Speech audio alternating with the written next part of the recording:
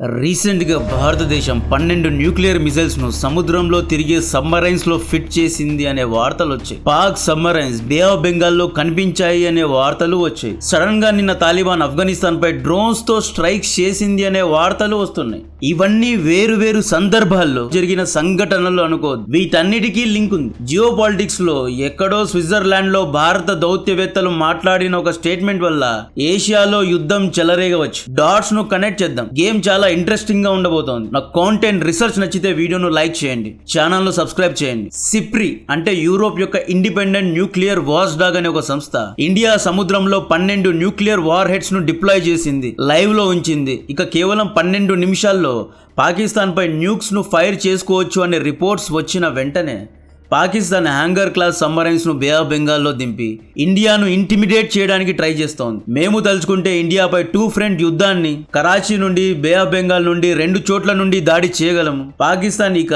సముద్రంలో కూడా చాలా స్ట్రాంగ్ గా ఉంది. బంగ్లాదేశ్ నుండి కోల్కతాపై దాడి చేయగలము. స్ట్రైట్ ఆఫ్ మలక్కాను సేఫ్ గార్డ్ చేయగలము.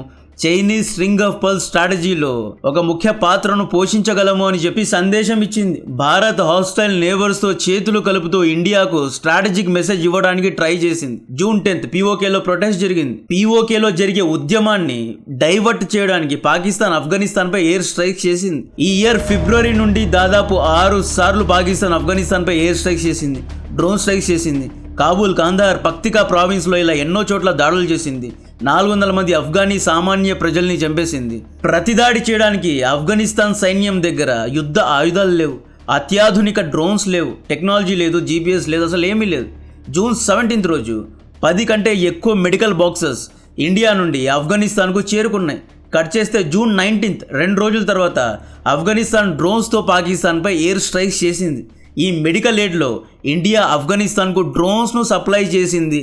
ఇండియన్ డ్రోన్స్తోనే దాడి జరిగింది అనే ఆరోపణలు మన పైన వస్తున్నాయి. అండ్ ఇక్కడ ఇండియా తాలిబాన్కు లెస్ అడ్వాన్స్డ్ డ్రోన్స్ పంపడంలో ఎటువంటి ఇష్యూస్ ఉండకూడదు. Everything is fair in love and war అనమాట.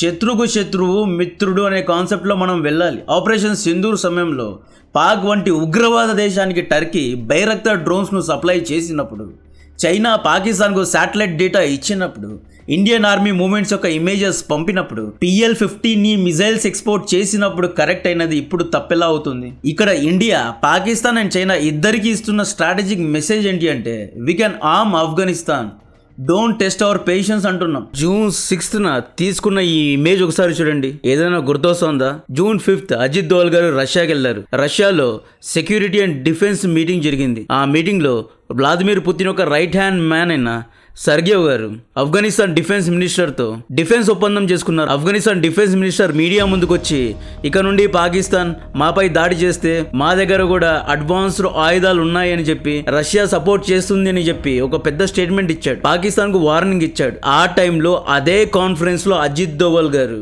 రష్యాలో ఉన్నారు. అంటే డాట్స్ ను కనెక్ట్ చేసుకోండి. February, March, April every month Pakistan Afghanistan పై దాడి చేసింది. ఆఫ్ఘనిస్తాన్ నుండి ఎయిర్ స్ట్రైక్స్ గానీ డ్రోన్ స్ట్రైక్స్ గానీ జరగలేదు, ఎందుకంటే ఆఫ్ఘనిస్తాన్ దగ్గర ఆయుధాలు లేవు. ఆ తర్వాత జూన్ లో అజిత్ దోవల్ గారు రష్యాకి వెళ్లారు. రష్యా అండ్ ఆఫ్ఘనిస్తాన్ మధ్య డిఫెన్స్ డీల్స్ చేయించారు. కట్ చేస్తే పాకిస్తాన్ పై ఆఫ్ఘనిస్తాన్ డ్రోన్ స్ట్రైక్స్ చేసింది. అంటే మీకు గేమ్ అర్థమైంది అనుకుంటున్నా. ఈ మీటింగ్ గురించిన వీడియో కూడా మన ఛానల్లో ఉంది. ఫుల్ డీటెయిల్స్ కావాలంటే ఆ వీడియో యొక్క లింక్ ఇస్తున్నా, చూడగలరు.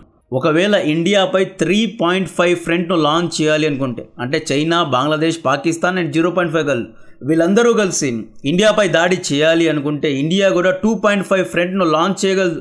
2.5 ఫ్రంట్ అంటే ఇండియా, ఆఫ్ఘనిస్తాన్ అండ్ 0.5 అంటే బాలోచిస్తాన్, ఖైబర్ పఖ్తూన్ఖ్వా, టీటీపీ వీళ్ళందరూ కలిసి పాకిస్తాన్పై దాడి చేయగలరు. బంగ్లాదేశ్లో ఉన్న ISI ముల్లాలు బెంగాలీ ముస్లిమ్స్ యొక్క బ్రెయిన్ వాష్ చేసి భారత్పై ఉగ్రవాదం చేస్తున్నారు. మనం ఆఫ్ఘనిస్తాన్లో ఆయుధాలు పంపడం అనేది టిట్ ఫర్ టాట్ లాంటిది. ఎవరికి అనుమానాలు ఉండకూడదు. పాకిస్తాన్ ఆల్రెడీ 400 మంది సామాన్య ప్రజల్ని ఆఫ్ఘనిస్తాన్లో చంపేసింది. ఇందులో చిన్న పిల్లలు ఉన్నారు, అండర్ 15 ఇయర్స్ క్రికెట్ ప్లేయర్స్ ఉన్నారు, కౌంటీ ప్లేయర్స్ ఉన్నారు, ఆడవారు, ముసలి వాళ్ళు కూడా ఉన్నారు. నిన్న ఆఫ్ఘనిస్తాన్ ప్రభుత్వం పాకిస్తాన్ పై దాడి చేసిన తర్వాత ఏముంటుందో తెలుసా?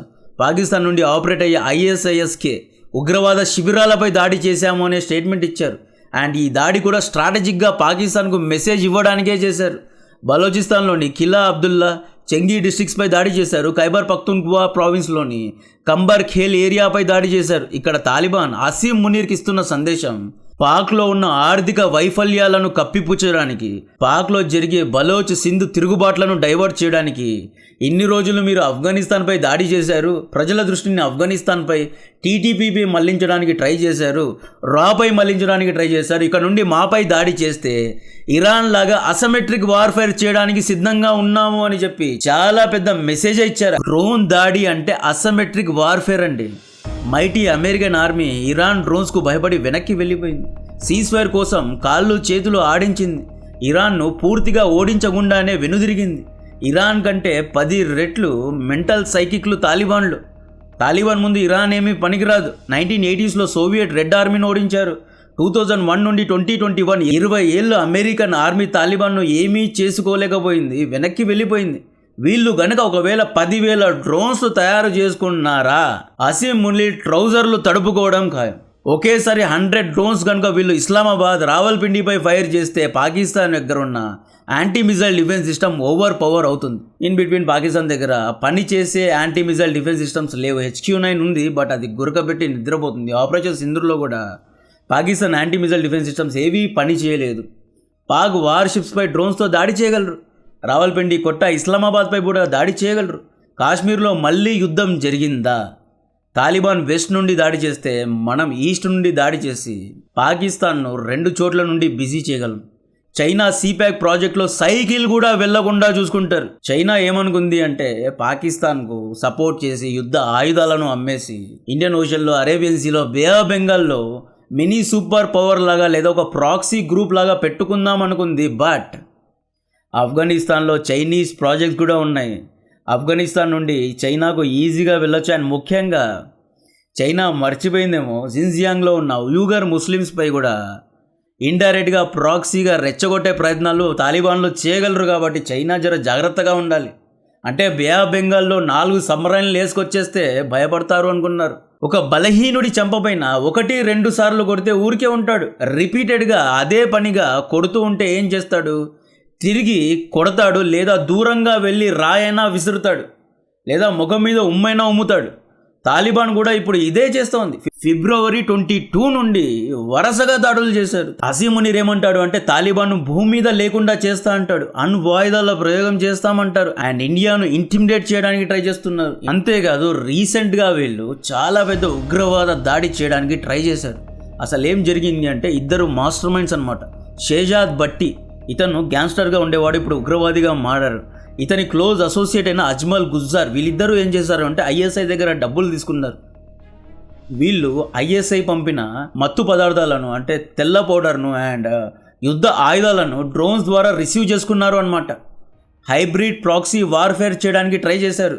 పంజాబ్ బార్డర్, హర్యానా బార్డర్స్లో ఐఎస్ఐ డ్రోన్స్ ద్వారా మత్తు పదార్థాలను అండ్ యుద్ధ ఆయుధాలను లైక్ రైఫిల్స్ను, AK-47 గన్స్ అన్నిటినీ సప్లై చేసింది.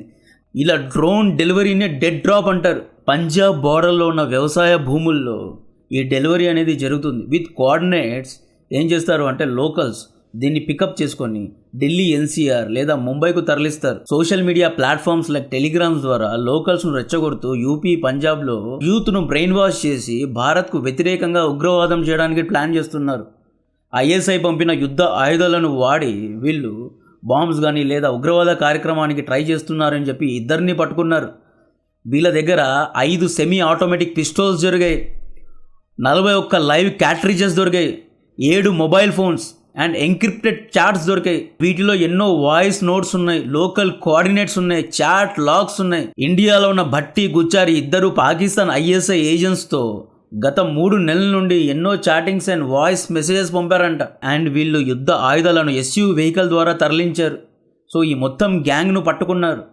Maybe Delhi doctor terror attack లాగా ఏదో పెద్ద ఉగ్రవాద దాడికి రంగం సిద్ధం చేశారు. ఈ ఇద్దరు ఢిల్లీ, హర్యానా, పంజాబ్ అండ్ ఇండియాలోని మేజర్ సిటీస్ అన్నిటినీ రెక్కీ చేశారు. Crowded areas, public places, markets, sensitive security areas, RSS head office, ఇలా సెన్సిటివ్ ఏరియాస్పై, టెంపుల్స్పై వీటి యొక్క ఫొటోస్ను, వీడియోస్ను ఐఎస్ఐ హ్యాండ్లర్స్కు పంపారు. అండ్ వాళ్ళు సెలెక్ట్ చేసిన ప్లేసెస్పై ఉగ్రవాద దాడి చేయడానికి ప్లానింగ్ జరిగిందంట. చాలా పెద్ద నెట్వర్క్ను క్రాక్ డౌన్ చేశారు. అంటే అసీం మునీర్ ఇండియాకు 3 విధాలుగా చెక్ పెట్టాడు.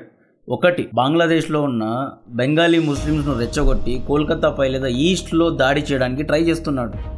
బే ఆఫ్ బెంగాల్లో చైనాకు సపోర్ట్ చేస్తూ చైనా ద్వారా ఇండియాపై దాడి చేయడానికి లేదా ఇండియాను కౌంటర్ చేయడానికి ట్రై చేస్తున్నాడు. నెక్స్ట్, పాకిస్తాన్ ద్వారా దాడి చేయడానికి, అంటే పాకిస్తాన్ ఆర్మీ ద్వారా దాడి చేయడానికి, కాశ్మీర్లో ఉగ్రవాదులను చొరబడేలా చేసి ఉగ్రవాదం చేయడానికి, ఈ విధంగా అన్ని విధాలుగా ఇండియాను సరౌండ్ చేయడానికి ట్రై చేస్తున్నాడు. కాబట్టి ఇండియా పాకిస్తాన్ను సరౌండ్ చేస్తోంది, ఆఫ్ఘనిస్తాన్ను ఆర్మ్ చేస్తోంది అనే ఆరోపణలు వస్తున్నాయి. బలోచిస్తాన్ ఆల్రెడీ యాక్టివేట్ మోడ్లో ఉంది. ఖైబర్ పఖ్తూన్ఖ్వాలో ఉన్న టీటీపీ ఆల్రెడీ లోకల్ ఏరియాస్లో ట్యాక్స్లు కలెక్ట్ చేస్తున్నారు. పీఓకేలో పెద్ద ఎత్తున ప్రొటెస్టులు జరుగుతున్నాయి. సింధ్లో వాటర్ క్రైసిస్ ఉంది కాబట్టి సింధ్లో కూడా ప్రొటెస్టులు జరుగుతున్నాయి. వెస్ట్ బెంగాల్లో సువేందు అధికారి ప్రభుత్వం వచ్చేసింది కాబట్టి బార్డర్ను ఫెన్స్ చేసి మనం ఈస్ట్ సైడ్ కూడా ఎన్నో జాగ్రత్తలు తీసుకుంటున్నాం. సో గేమ్ చాలా ఇంట్రెస్టింగ్గా ఇప్పుడే మారింది.